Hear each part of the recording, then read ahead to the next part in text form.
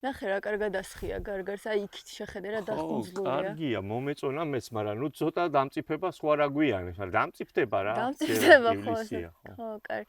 ისე ნახე რა ფასები აქვს წელს ხილს. ხილი ძალიან გაძვირდა, ბოსტნეულიც ბაზარში და სუპერმარკეტებში ვერ გაეკარები. ძალიან გაძვირებულია კი ბატონო, ამას თავისი მიზეზები. და რატო გვაქვს ესეთი გაძვირებული ფასები?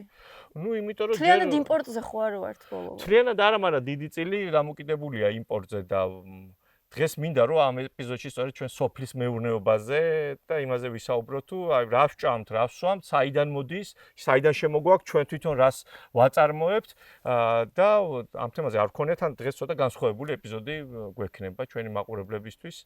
ძალიან საინტერესო თემა არის და ძალიან საინტერესო დარგია ზოგადად სოფლის მეურნეობა და ბევრი მითებიც გვსმენია, მე მგონი ჩვენ დღეს გავარკვევთ ქვეყანაში სოფლის მეურნეობას. კი ბატონო.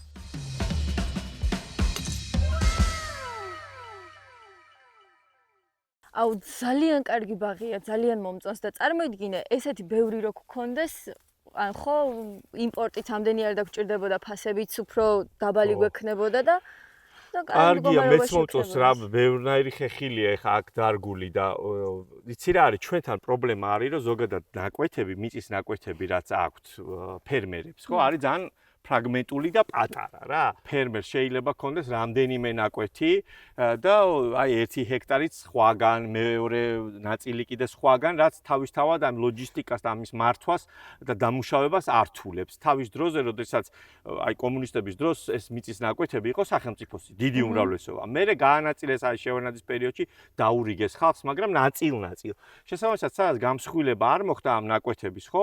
უფრო რთულია იქ რაღაცა სოფლის მეურნეობის უფრო ძვირი გიждდება თავისთავად მეტი ხარჯია ხო წარმოიდგინე რომ ერთ ნაკვეთზე ტრაქტორს რომ მიიყვან მერე სადღაც 5 კილომეტრში უნდა წაიყვანო და ჯობია რომ ერთად კონდეს ჩვენთან ისედაც მცირე მიწიანობაც თავისთავად პრობლემაა კი ნაყოფიერი და კარგი მიწა გვაქვს მაგრამ ასევე პრობლემაა ეს რომ ცოტა გვაქვს რა მცირე მიწიანი ქვეყანა ვართ და არის ძალიან ფრაგმენტირებული როგორც თქვი და კიდევ ძალიან ბევრი პრობლემაა რაც მოქმედებს იმაზე რომ დახზე უკვე ხეხილი იქნება თუ სოფლის მეურნეობის პროდუქცია ძალიან მაღალი ფასი აქვს და სანამ შემდეგ საკითხებზე გადავალთ შეგახსენებთ რომ გამოიწეროთ 64-ის YouTube არხი, გამოყვეთ სოციალურ ქსელებში, ჩვენ ძალიან საინტერესო მოკლე და დიდ ვიდეოებს გთავაზობთ.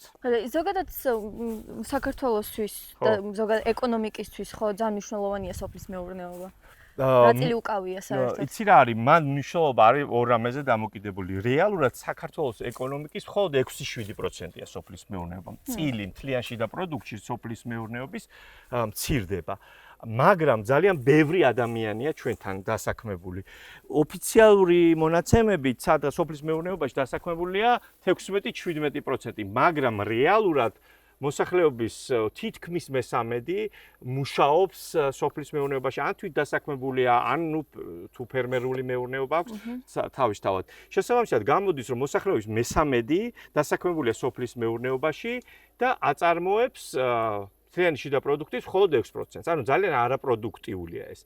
ეს ამ ხალხის ბრალი კი არ არის. ეს არის ზოგადად ისე მოვიდა აქამდე სოფლის მეურნეობა, რომ ჩვენ ვიყავით, თქვათ, რაღაცა კომუნისტური საბჭოთა კავშირში, სადაც იყო ყველაფერი საერთო საკუთრება, ანუ სახელმწიფოსი იყო ყველაფერი, კერძო საკუთრება არ არსებობდა. შესაბამისად, ფერმერს არ ჰქონდა мотиваცია, რომ განევითარებინა უფრო მეტად მისი არ იყო ეს მიწა და საკუთრად როცა არ აღიქვამ რაღაცას, ხო? შენ კერძო საკუთრება როცა არ არის, ნაკლებად გადარდეს. შემდეგ ამას მოყვა, რა ვიცი, 90-იან წლებში ბევრი პრობლემა თანდართული. მერე ბევრი მცდელობა იყო, რომ გამოსწორებულიყო ამ ხრივ მდგომარეობა, მაგრამ დღეს ერთ-ერთი მთავარი პრობლემა არის, რომ ბევრი ადამიანი მუშაობს, მოსახლეობის დიდი სამუშაო ძალის დიდი ნაწილი არის სოფლის მეურნეობაში დასაქმებული, მაგრამ რეალურად საბოლოო ჯამში ამ ადამიანებს ხშირად საკუთარი ოჯახი სამყოფი, რა ვიცი, ხახვი და ოდის, რა ქვია, ნიორი შეიძლება ვერ მოჰყავდეთ და ამიტომ ერთ-ერთი მიზეზი ჩვენთან სიღარიბის არის ის, რომ ხალხი არის სოფლად, ვითომ დასაქმებული, მაგრამ ღარიბი, იმიტომ რომ არ ყოფნის მის ოჯახსაც კი ეს შემოსავალი. მე არ ვსაუბრობ ეხლა მსხვილ ფერმერულ მეურნეობებზე, რა თქმა უნდა, რომელიც შეიძლება იყოს წარმატებული ბიზნესი, მაგრამ სადაც არ არის და ვისაც მცირე მიწა აქვს და ფერმერული მეურნეობა არ აქვს, რჩება პრობლემა. ეხლა მაგალითად ევროკავშირის მაგალითი რო ავიღოთ, ევროკავშირში სამუშაო ძალის საშუალოდ 3-4% მუშაობს სოფლის მეურნეობაში. ეკონომიკაშიც არ აქვს დიდი წილი სოფლის მეურნეობას, მაგრამ სამუშაო ძალა არ არის მაინც და მაინც კონცენტრირებული სოფლის მეურნეობაში. ჩვენთანაც ნელ-ნელა სამუშაო ძალის წილი უნდა შემცირდეს. ეს იმას კი ანიშნავს, რომ სოფელი უნდა მივატოვოთ. არა, თანამედროვე ტექნოლოგიების გამოყენებით, ახალი ცოდნის მიღებით, უცხოური კარგი გამოცდილების გაზიარებით და მიღებით ჩვენ შევძლებთ, რომ უფრო ნაკლებმა ადამიანმა უფრო მეტი აწარმოოს, მათ შორის სოფლის მეურნეობაში. საფუძვლიანად რომ მოვკიდო ხელი სოფლის მეურნეობას დღეს ისე ძვირიც დაგიჯდება, იმიტომ რომ მიწასთან ერთად მიწას თავი დავანებოთ, სათბური უნდა ჩადგა, რაღაც სარწყავი სისტემები გააკეთო, ხო, იქ ტრაქტორი გინდა რაღაც, ანუ ეს ყველაფერი ფინანსებთან არის დაკავშირებული და მოსახლეობის დიდ ნაწილს არც აქვს მაგის საშუალება. სხვათა შორის ანა ერთ-ერთი პრობლემა არის ფინანსებზე ხელმისაწვდომობა. ანუ სოფლის მეურნეობაში დაკრედიტება არის საკმაოდ რისკიანი. მაგალითად, ბანკმა რომ გასცეს სესხი, ხო, ძალიან ბევრი რისკია. შესაბამისად, როდესაც რისკი იმატებს, თავისთავად საპროცენტო განაკვეთით იზრდება.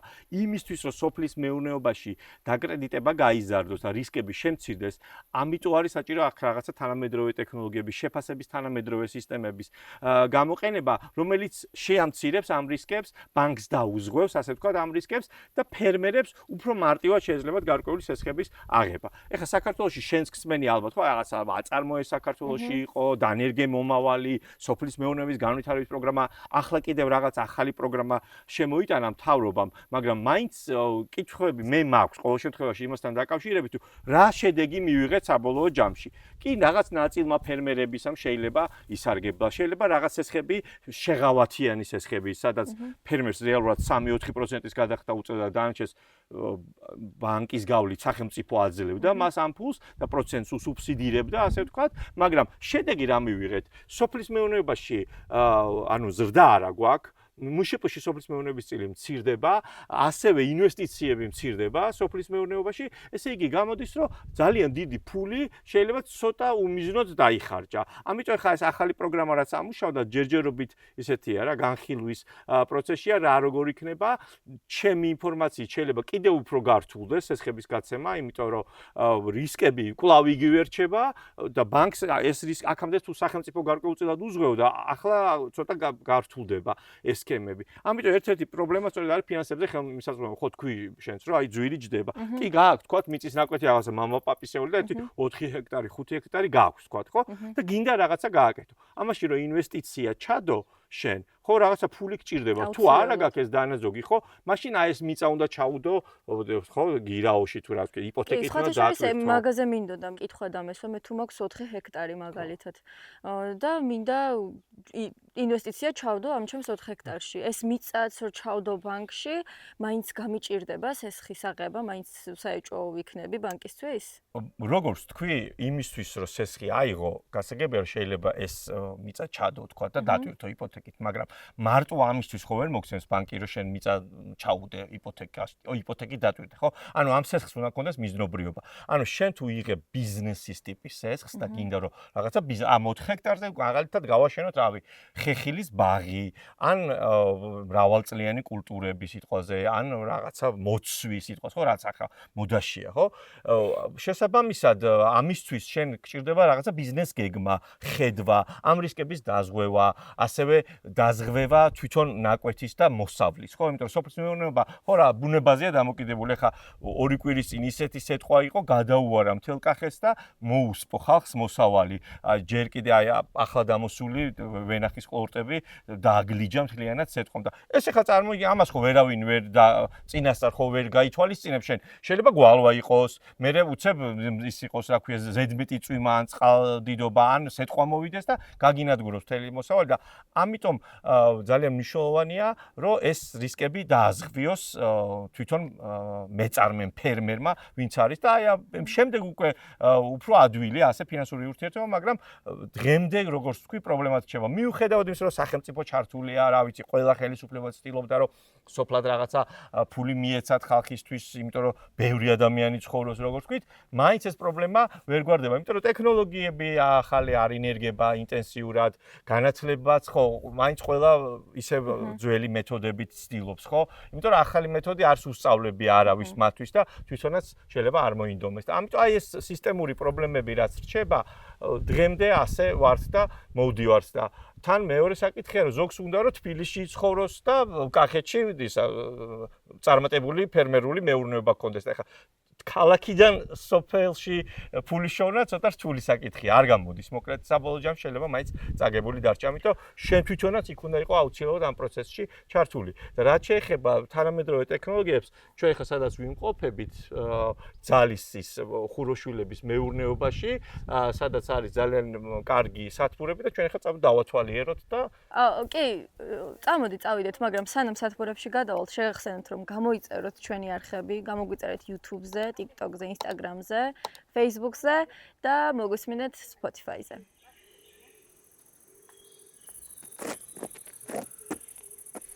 Right.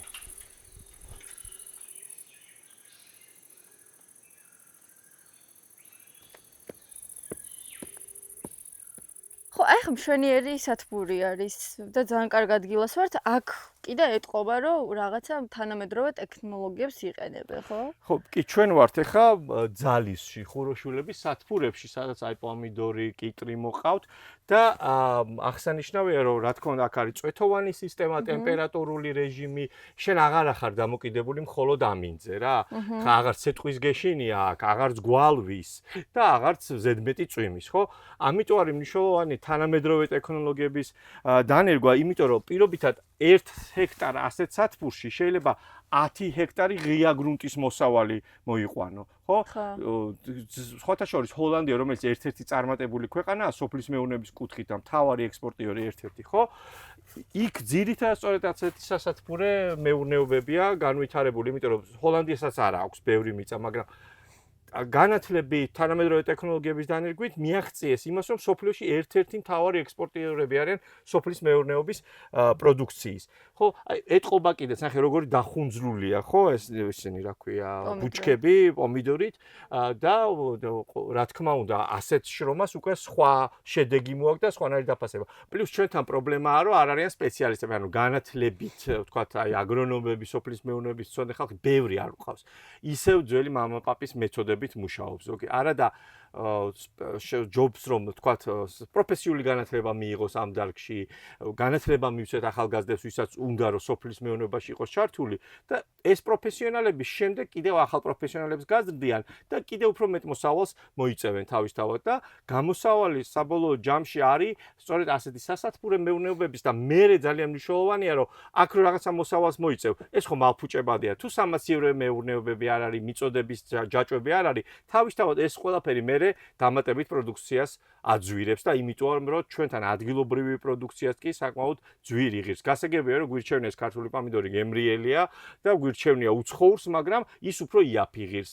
და ამიტომ არის საჭირო რაღაცა განათლებას, თანამედროვე ტექნოლოგიებიც და პლუს ახალი მიდგომები სოფლის მეურნეობაში.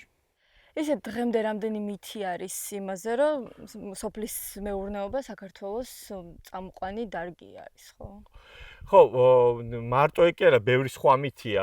ეგ ძალიან მნიშვნელოვანია ის, რომ ხალხს გონია, რომ სოფლის მეურნეობა არის ჩვენი ეკონომიკის, რავი, ნახევარი მაინც და სოფლის მეურნეობის განვითარებით ქვეყნის ეკონომიკას განვითარდება. რა თქმა უნდა, ძალიან მნიშვნელოვანია სოფლის მეურნეობის განვითარება, რომ იქ ადამიანებს, ვინც მუშაობენ, არიან დასაქმებული, ჰქონდეთ შემოსავალი სათანადო და ადეკვატური. მაგრამ ის, რომ სოფლის მეურნეობა არის ჩვენი ეკონომიკის წამყვანი დარგი და მარტო სოფლის მეურნეობა გადაგვარჩენს, ეს არის მითი თავისთავად, იმიტომ რომ დღეს როგორ არის ხომ სოფლიოში ჩვენ ვთქვით, რომ ჩვენი ეკონომიკის 6%-ია. წამყვან ქვეყანაში, ახლა მაგალითად საფრანგეთის ეკონომიკისთვის სოფლის მეურნეობა არის 2% მხოლოდ. განა პატარაა, ხო, საფრანგეთის რამხელა სოფლის მეურნეობა აქვს, თავისი კონიაკით, ღვინით, ყველით და ასე შემდეგ და ასე შემდეგ, ხო? მაგრამ მისი ეკონომიკისთვის ეს არ არის დიდი წილი. თუმცა ძალიან ბევრი ადამიანის დასაქმებულია და თან კარგი ანაზღაურება აქვს, რაც თავარია, ხო? მარტო ის ხო არ არის, რომ ბევრი ხალხი მუშაობდეს. ჩვენთან იმიტომ არის ეს აღქმა, რომ ბევრი ადამიანი აი დასაქმებულების მესამედი რახან არის იმაში, სოფლის მეურნეობაში, ხო? შემდეგ უკვე პოლიტიკოსები სადღეგრძელოსავით პირდებიან რაღაცა იაფსესხებს, შეღავათებს, სეტყვისგან დაცვას და დაზღვევას, ამას პირდებიან ფერმერებს და სოფლად ცხოვრებ მოსახლეობას წინა საარჩევნოთან. არჩევნის შემდეგ შეიძლება აღარ სახსოვდეთ ამ პოლიტიკოსებს ზოგადად. ამიტომ არის მნიშვნელოვანი, რომ ეს მითები დავანგრიოთ, რომ ეს კი არ არის მარტო მნიშვნელოვანი, მნიშვნელოვანია, რომ ნაკლებმა ადამიანმა უფრო მეტი პროდუქცია აწარმოოს და მათი პროდუქტიულობა, ამ ადამიანების პროდუქტიულობა რო გაიზარდოს. ეს არის ძალიან მნიშვნელოვანი ჩვენთან სოფლის მეურნეობაში, რისი მიღწევაც როგორც თქვი შეიძლება აი განათლებით და ასე შემდეგ. კიდე ერთი მითია, რომ ისო რა ქვია, ჩვენი მიწა ისეთიაო, რაც არ უნდა დარგო, მაინც კარგი ამოვა. არ არის მარტო მიწაზე ეს რა თქმა უნდა, ნაყოფიერი მიწა გვაქვს შეიძლება რომელიღაც ქვეყანაზე მეტად და ნაკლებად, მაგრამ ცოტა გვაქვს ეს მიწა და ჩვენ ნახეთ დღეს აი ამ ეპიზოდში ნათელი მაგალითი თუ როგორი წარმატებული შეიძლება იყოს სოფლის მეურნეობა, როდესაც სწორი ხედვა თანამედროვე ტექნოლოგიებია გამოყენებული და რაც თავარი აი სასათბურე მეურნეობები. ეს არის ძალიან მნიშვნელოვანი. სხვანაირად უბრალოდ სოფლის მეურნეობის განვითარება არ არსებობს. განათლებით, თანამედროვე ტექნოლოგიებით და აი მიწების გაერთიანებით რა. მიწის რეფორმა მაინც გასატარებელია სერიოზული ამ ქვეყანაში, რომელიც ამ ნაკვეთებს გაამსხვილებს და უფრო პროდუქტიულს გახდის ამ დარგს. და ისე სახელმწიფო ხო აძლევს ფულს ფერმერებს, მაგალითად ყურძნის სუბსიდირება გამიგია.